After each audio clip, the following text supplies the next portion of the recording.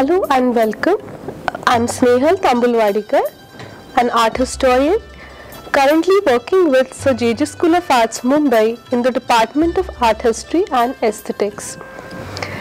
In this module, we shall be discussing about a movement which is called as Abstract Expressionism in the paper of History of Western and Indian Art.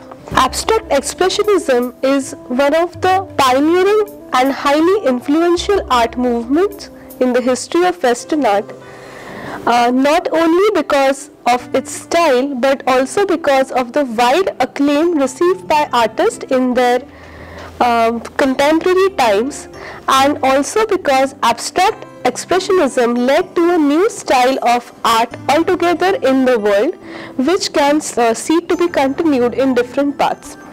Abstract expressionism as a movement was centered around New York and began to be developed around the decade of 1940s and continued till almost 1960s. It is an expansive title given to a large number of artists working contemporary to each other in the same period, and is quite misleading in a way because not every artist who works under this nomenclature works similar to the other. Everybody has their own understanding of this ism.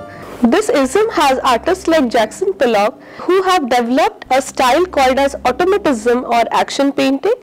We have artists like De Kooning who have worked majorly in misogyny, and we have artists like Steele and Newman and also Rothko who developed a style which was called as the color field or the expansive use of color over the canvas. We also see that the artists now have begun working on a much larger scale of canvas, almost up to 20 feet and not anything below 5 feet. The notion of action in chaos, which you find a lot in the contemporary art, is seen to be developing in this particular ism because it majorly reflects the social discomfort that had begun in the post-Second World War scenario in the whole world. In order to understand abstract expressionism, we first need to focus on understanding of two terms that make this ism, that is the abstract, and the second is the expressionism. Now, what exactly do you mean by abstraction?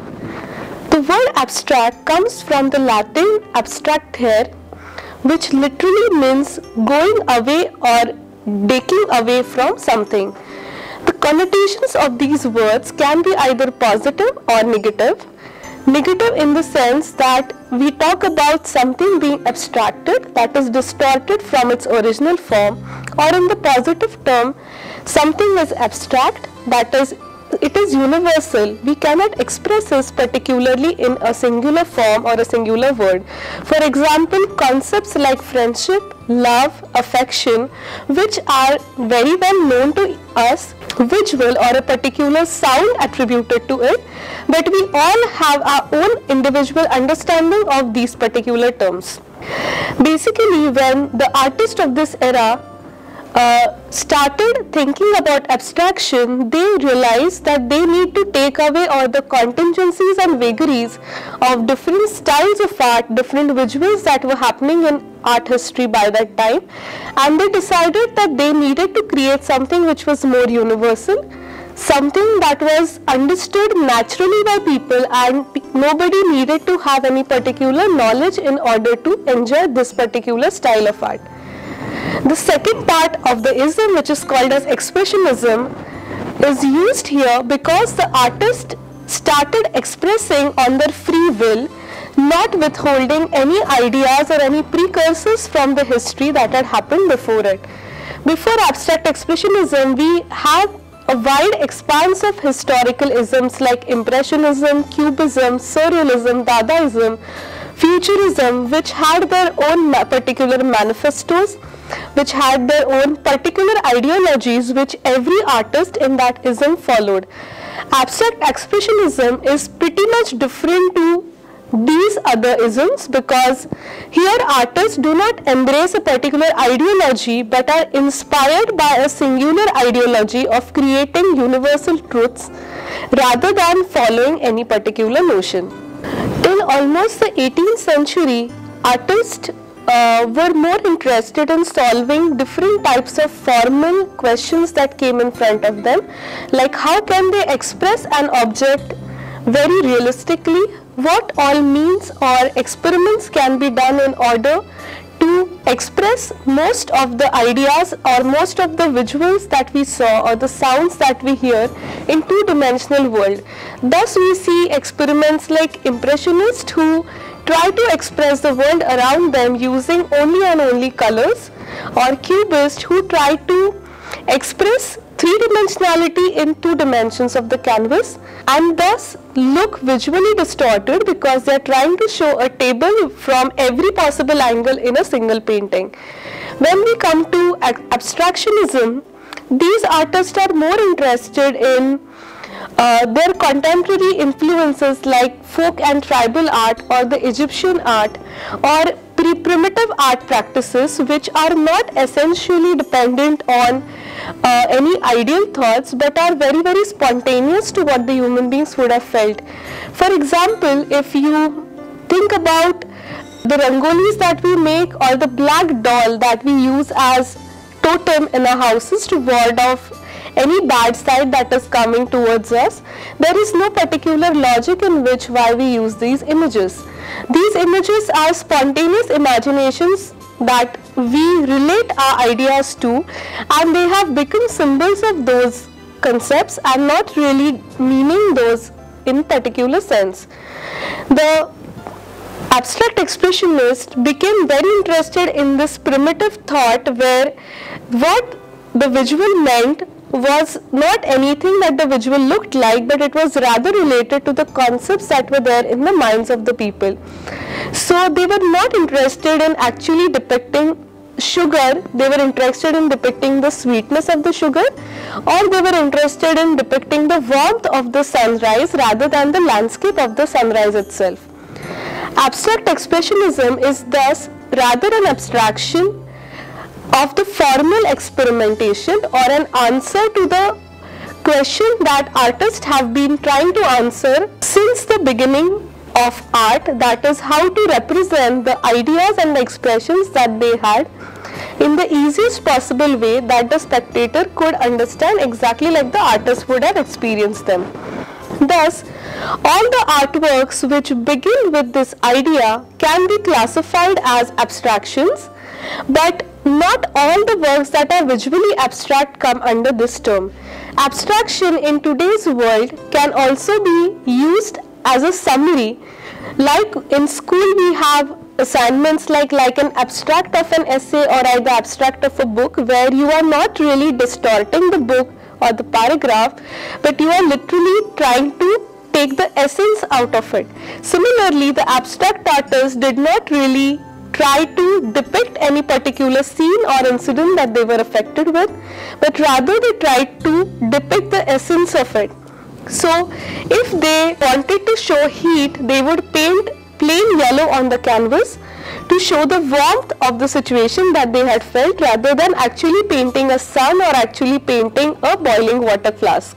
Why exactly did the artist in the beginning of 20th century decide to go towards abstraction? In the beginning of 20th century, we see a whole new understanding of human psyche which had developed in different parts of the world. We already had thinkers like Sigmund Freud, we had thinkers like Jacques Lacan, who had written substantially about how human beings perceive the world around them. They also had rethought about what is rational and what is logic according to what we think about it today. And they started speaking about the concept of truth and the false being created by human beings and not being universal in reality. So when you have a conception of something being right or wrong, it is pretty much dependent on the social environment that you are in, and your taste is completely dependent on other people and not very individual ideas of what you like as good or bad. Abstractionists after the Second World War were completely rethinking about the concepts of beauty that were existing in the world, and they realized that art was not only about beauty, but art was more about expressing every kind of emotion that the human being could have felt. So the picture henceforth need not always be beautiful according to the prescribed concepts of beauty, but it could be a beautiful picture if the artist was able to paint extreme anger or extreme grief or extreme disgust in his work, although the picture might create some very negative thoughts in the mind of the spectator. There also came about different thinkers like Immanuel Kant, Hegel, Paul Klee, who thought about art in a completely different way. For example, Kant talks about something called as pure beauty, which is devoid of any concept. Concept here does not mean the concept of the artist, the concepts that human beings create. For example, Kant says that we do not perceive the colors in pure form of the color, but rather we perceive them with reference to objects. If we want to talk about color black, we have to show other people in front any object which is black, and thus those people can experience black. But nobody can perceive black totally in abstraction. Nobody can imagine white unless and until we have an object which is white in front of them. Kant then began questioning that why are we so much dependent on the concepts? Why are we so dependent on objects to show our emotions? Why can't our emotions be free-flowing? Why can't our emotions be completely devoid of any particular form? And he said that if human beings need to experience something called as pure beauty, they need to take away the concepts from their mind. If we need to experience beauty in reality, we have to look at it devoid of a beautiful person, because beauty itself is a universal truth. Anything that gives us pleasure can be considered as beautiful. It need not be a flower or a moon or a beautiful young lady. Kant's ideas were very influential for the beginning of abstract expressionism, because artists now began painting and creating forms which did not mean anything at all. It could just be a pattern of lines or just brush strokes which did not lead to anything in particular, but did have connotations to the sensory organs. If there is very thick patch on a paper and you scratch it, it does not really mean anything, but yet it symbolizes violence universally to our mind, because we have something which has been worked over and over again. If we use a very silent plain blue over a surface of canvas, although it does not represent any object, we relate blue to water and sky, and thus we get a feeling of peace out of it. So abstract expressionists rethought about painting forms or painting objects from the material world and began going towards free expression without using any known objects and concepts. Also, there came about a very interesting study done by Paul Klee about the ideas of child art. Everybody from us has experienced child art where children do not really draw as they see. They do not draw according to what you consider to be good, but they draw and paint completely out of their perception. So if a child wants to depict his favorite eating item as ice cream, the child will draw himself, his friends, his mother, father in a very small size, and the ice cream cone will occupy major space of the page that he is painting on. So obviously, even though you know that the cone is proportionately completely wrong, you are very clear about the idea that the child loves ice cream. Also, if the child is afraid of dark, he will just paint the whole paper dark, and you will come to know that the child is afraid of night or darkness. He is not really bothered about painting night and the moon or the window. So Paul Klee and people like him began rethinking about child art, and they decided that children could easily understand abstractions, and as we grew up in the social order, we went away from realities and universal truths, and we became more attached to the material world, and thus abstract expressionists began rethinking and went back to primitive and child art. If we need to look at primitive art, let us look at an example here, that of Venus of Willendorf. If you look at this work in detail, you will observe that it's a figuring of a female who does not have any identity. There is no head which has been sculpted out in this piece of art. Now, even though you do not see any head, you do not see any ears, eyes, nose, forehead, you can identify it as a human being, and it is a very fat, grotesque woman with bulging stomach, bulging breast, and with a very voluptuous lower part of the body. Now, even though she does not look like any real female that you have seen, or she does not look beautiful at all, you can relate her to pregnancy and recreation, and thus, without being actually like any particular human being you see, she puts forth the abstract universal truth of being fertile. Now, again, these kind of concepts influence abstract expressionists to a great deal, and thus a combination of all these can be seen in works of artists like Jackson Pollock and de Kooning together.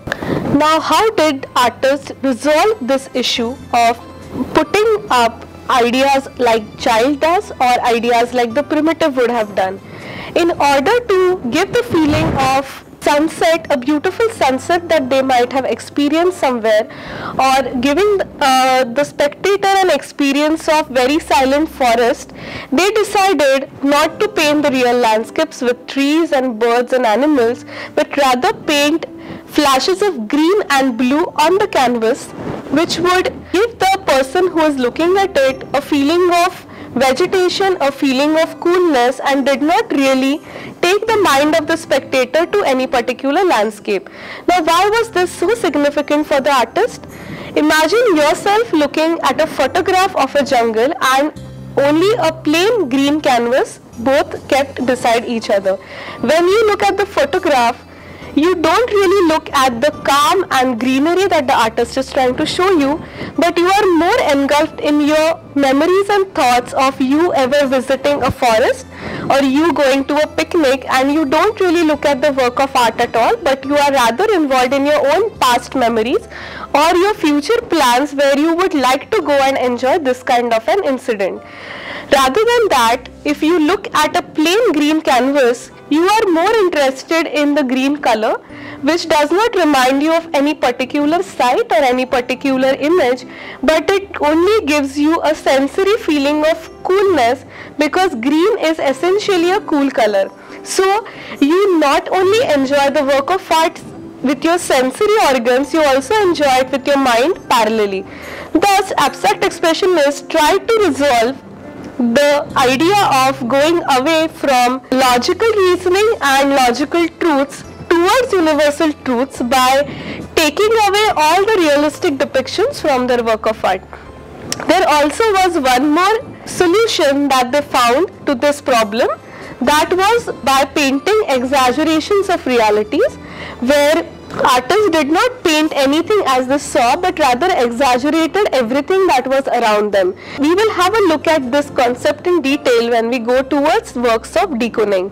Thus, to sum up the idea, abstract expressionism is the summary of your experience such that you can give that experience exactly the way you felt to the spectator, and because you are focusing more on the experience than the incident, it is essential for the artist himself to go through that experience. Thus, painting a work was not just work or project for an artist, but an aesthetic experience itself. Thus, artists now began experimenting not only with colors and patterns and textures, but also began experimenting with their studio system, the way in which they painted, the way in which they applied color, the way in which the canvas was placed, and the whole concept of painting went into a radical change. Let us try to understand why abstract expressionism would have been so American-centric. Post the Second World War, most of the countries in the world had become weaker economically, also had become weaker psychologically, because they had gone through a great deal of setback. Now, America had become the new master capital of the world because they had great economic prowess over any other continent on the earth. Now, because they are essentially even today known as people without any culture, they decided to have their own cultural identity by accepting a new form of art. Before abstract expressionism, the only art form that Americans had really fairly accepted and popularized was Dadaism and Surrealism. Dadaism was anyways essentially an anti-art movement, and thus Surrealism was the precursor for the abstract expressionist. Surrealism is majorly based on the psychological aspects of the human being, and thus abstract expressionist artists began looking at the conscious and the subconscious minds of the people. These artists began experimenting to have a solution to the issue of how could they basically paint subconscious without going towards dreams. Surrealism, as we all know, essentially began painting dreams, and many of their works started going towards eroticism. Abstract expressionists believe that even going towards dreams or eroticism led people to certain kinds of concepts, and if they had to take people only to any pure experience, they needed to paint their subconscious such that people could relate to it without thinking. So they began painting canvases which were illusionary, which the spectator could physically enter into and would not be just a part of the wall. Thus their canvas size, as we have spoken before, began expanding, became almost as large as the wall could be. Thus when you went inside the room where this work would have been displayed, it was the whole wall of red or blue which actually shouted at you, and you had to experience it. You did not have a choice. You could not overlook it in any way. Also, they decided that they needed to flatten the surface of canvas in order to give the spectator this experience, because layers, if they tried to create any three-dimensionality in particular work of art, the spectator would again be more interested in perspective and perceiving rather than experiencing this particular art. Let us look at the artist in this ism in order to understand these concepts in detail. The most pioneering artist that is known worldwide even today is Jackson Pollock. He was born in 1912 in the suburbs of America and came to stay in the central New York much later in his career. Jackson Pollock began painting in 1940s and in his early career was very much influenced by Cubism. You can see this obviously in his works like Male and Female of 1942 or The Night Mist, which was painted in 1944, which are majorly gouaches, pen drawings, and are trying to explore the ideas of Cubism with reference to the new ideas of abstraction that had come about, which we have already spoken before. With the changing times, Jackson Pollock began painting more spontaneously, and he could not contain himself by putting the canvas on the easel. That is why in his later phase he began putting the canvas on the floor and began painting not just on the canvas but around the canvas, walking over it, around it, and walking in all four directions of the canvas and not just in one direction. Jackson Pollock thus developed a technique which was called as action painting, emerging from the concept of automatism. Automatism is the way of painting where you repeat the layers of colors, or you repeat drawing one over the other over and over again for a time till you achieve an automatic result. So the idea of the painting is not preconceived in the mind of the artist, but it is an accident, something that eventually happens in the course of process of the painting. Thus, as the abstract expressionist would have wanted, Pollock began achieving results naturally in his process, and the process of painting became as important as the act of complete painting itself. Jackson Pollock, through his works, wanted to break the decided frame of art and reach towards the nascent primitive ideas of mankind, which were not polished by the ideas and logics of society, but were the raw images which came directly in the subconscious of any human being. In 1945, Jackson Pollock moved to New Hampton from New York, and this proved to be a major shift in his style, as his paintings now moved from subjects like male and female, which were pretty erotic and visual centric, towards more of natural depictions like atmosphere or Sounds in Grass of 1946, Shimmering of Light, as you can see in 1947. These works represent more of meditative qualities of Jackson Pollock rather than depicting something which was outside. As Jackson Pollock proceeded in his works, he began painting more what was inside him, and he went into a process which was almost committing a physical violence on the work. If you look at these works in detail, you will observe that the surface of the canvas was not enough for Pollock. Not just the physical outer surface of the painting, but rather the distance between the canvas and the artist himself was not enough for him anymore, and thus he began putting his canvas flat on the ground. The canvas now, he began painting actually bending down on the canvas. As you can see, in order to bend down on the canvas and paint it, he had to use a much longer brush, a much wider brush, and he had to balance his shoulder with help of his waist. And thus, as Pollock began painting in this position, he became more and more rhythmic painter, as his actions were no more controlled by hand but rather controlled by the whole movement of his body. He also began using splashes of colors, using buckets and buckets piled around, which he threw on the canvas, and then began using sticks, waste material, and created a painting which was almost as thick as the thickness of the canvas itself. But this is not all that we see in his works. His canvases between 1947 to 1950 represent a new kind of understanding of human aesthetical experiences, where his works are not just action painting, not just lot of process, physical process of painting, but they are more of moments caught within a canvas.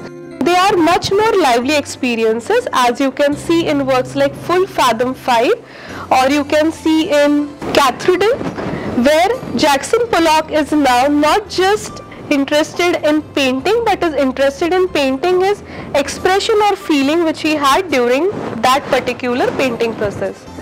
The most elegant of Jackson Pollock's paintings come after 1950s, like Autumn Rhythm or Number 31 and Number 32, which have intense procedure of action painting and great rhythm in lines and layers of the colors.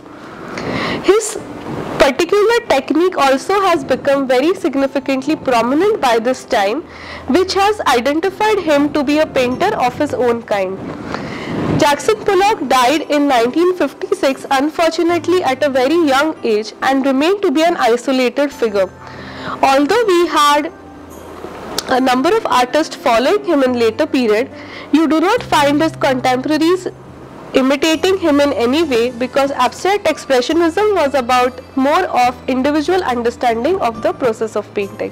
The next prominent painter from abstract expressionism is William de Kooning, who is essentially not an abstract painter visually, because most of his works are figurative in nature, nothing like Jackson Pollock would have painted. But he comes under abstract expressionist because he is working with the ideologies which had influenced other artists in the similar way in his contemporary period. William de Kooning also generated a new term in art history which is called as misogyny. Misogyny literally means men who hate women, and he developed this concept from his works because he drew extremely grotesque, ugly women who looked very, very distorted. De Kooning perhaps particularly did not hate women, but was trying to understand how to represent volume, how to represent roundness, like Picasso would have been thinking of when he began painting Demoiselle d'Avignon. He finds his own solution to this by painting women using thick brush strokes and such that drawing itself becomes the volume of the work.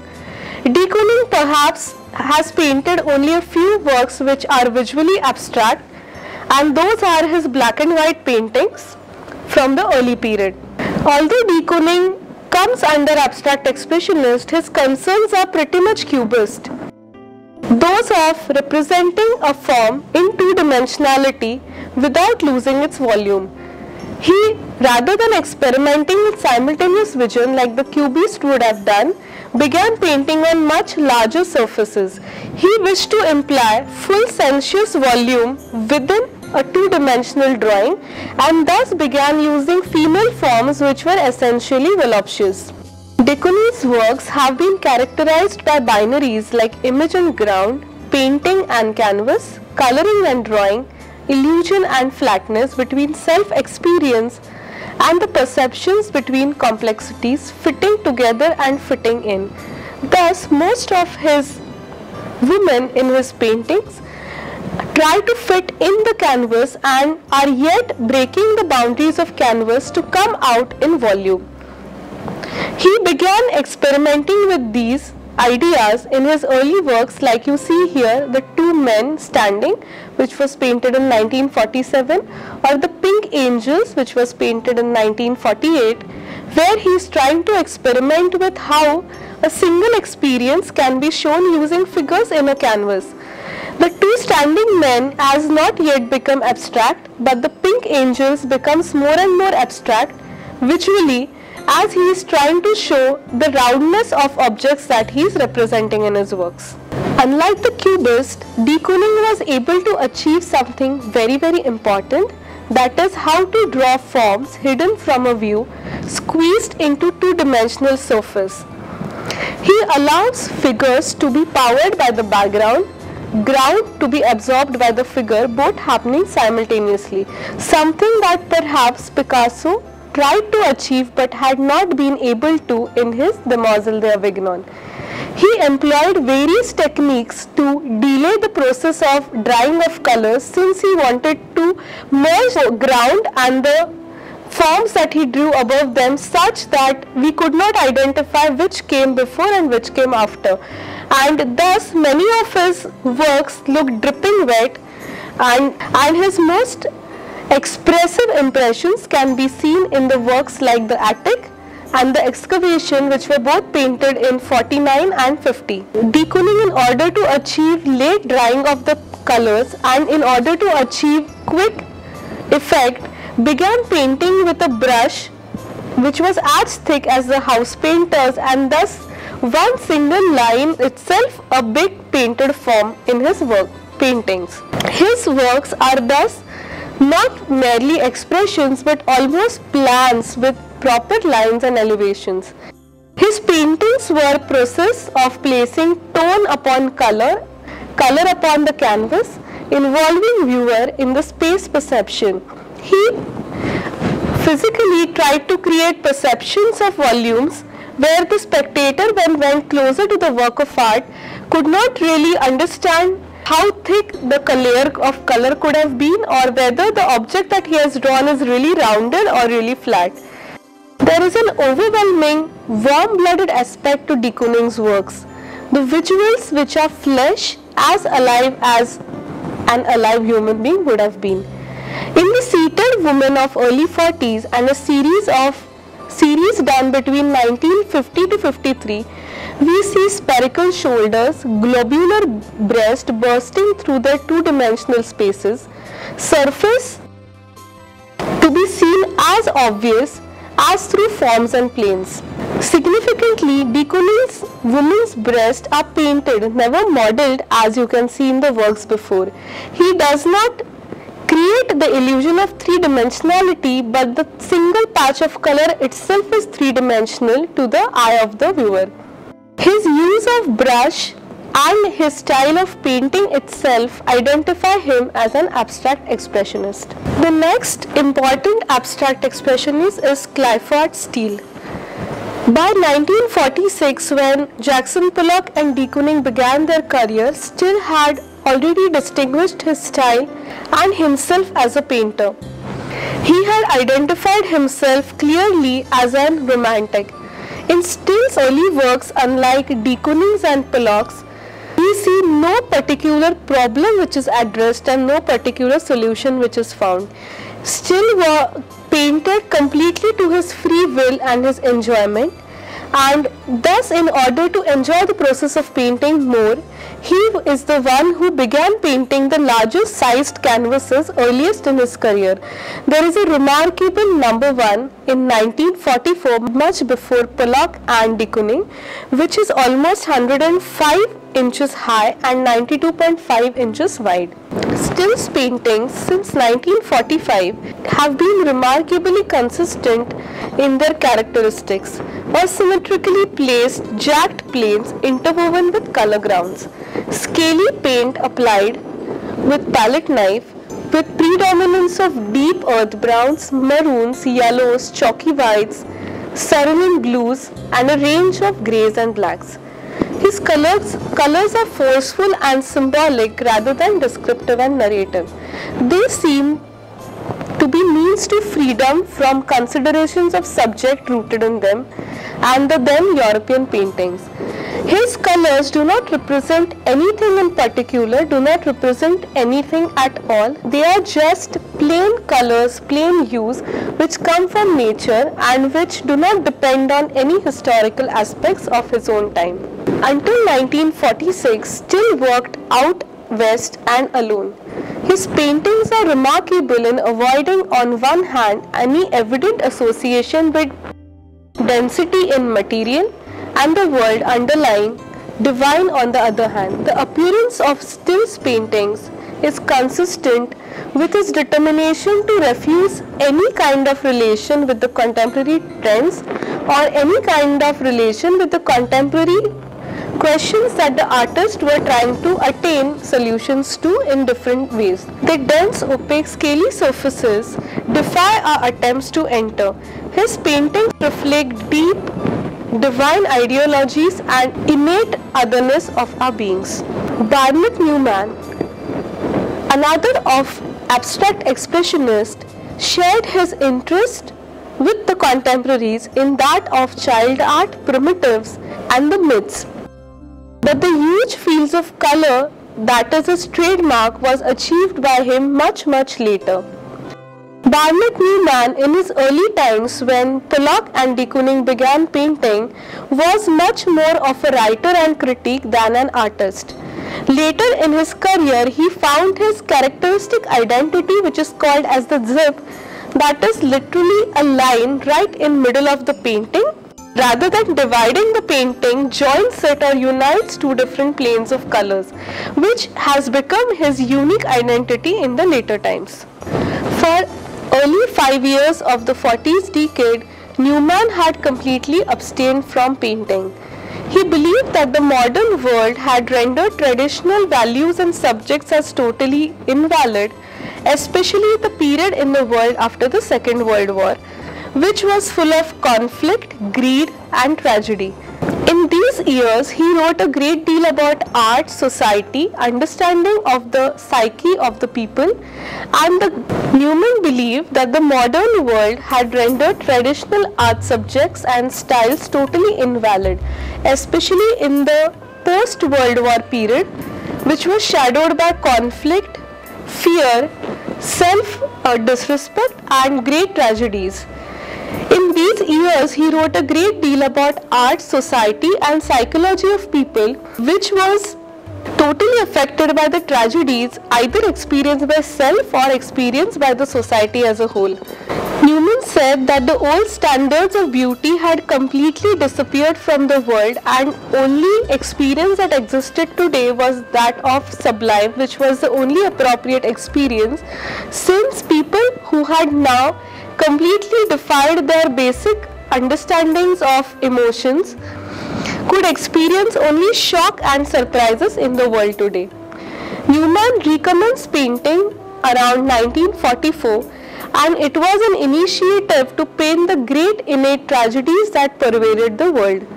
When Newman recommenced painting in 1944, There are a few examples of vivid oil paintings and oil pastels with organic, broad, traditional motifs. His oil paintings of 1945 to 47 are based on circular forms with potential associations ranging from vulva to void to seed and to the sun. The year 1948 was a turning point in career of Newman, where he accidentally acquired his characteristic, which was called as the zip in the later period. While painting a small oil called as Vanman the First, in which impasto cadmium red light stripe overlaid another red color, and he had put a single tape in middle of the painting to get a layer of color over it.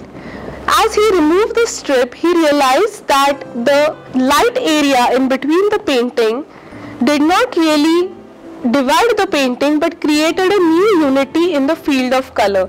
Thus, by using a single color in his painting, he could create fields of color.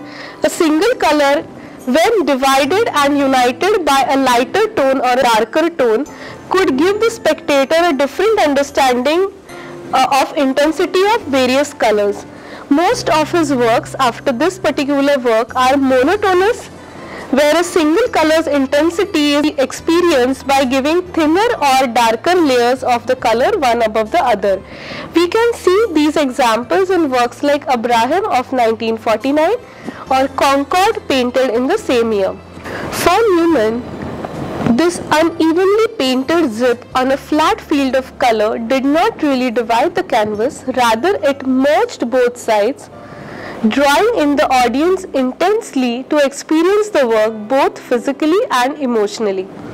Newman painted his early vertical canvases with single colors given in thicker and thinner layers with vertical stripes which are parallel to the frames of the canvas. Newman created his works with an objectified form. The spectator thus, when looking at the work, looking at the plain colors, was so subsumed in the work that it did not create any particular illusion for him, but rather he got an experience of sublime as he was completely consumed by the single tone of his painting. He expected his works to take the spectator in complete solitariness, as we can see in the titles like right here, the name, the way, the gate here. Newman's paintings signify their effect on the elevated levels with large painted surfaces. After 1949, there are hardly any works which are less than 6 feet in height. Characteristically, in a large group of works painted between 1949 to 1952, no two paintings have anything approaching the same quality of surface in the works of Newman.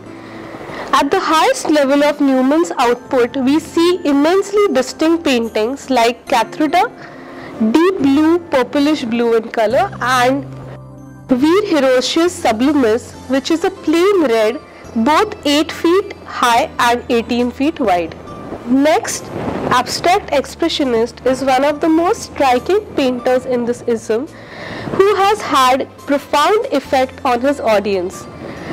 There have been instances where spectators have stood in front of his paintings and have cried, laughed, experienced immense emotional upheaval just by looking at the work of art. Philosophical in nature, Rothko felt greatly attracted to the eternal symbols of primitive, his conviction in power of myth. His early works thus show taking a lot of references from myths which were there in Egypt or myths which were there in the primitive art, as can be seen in this work called Geologic Reverie.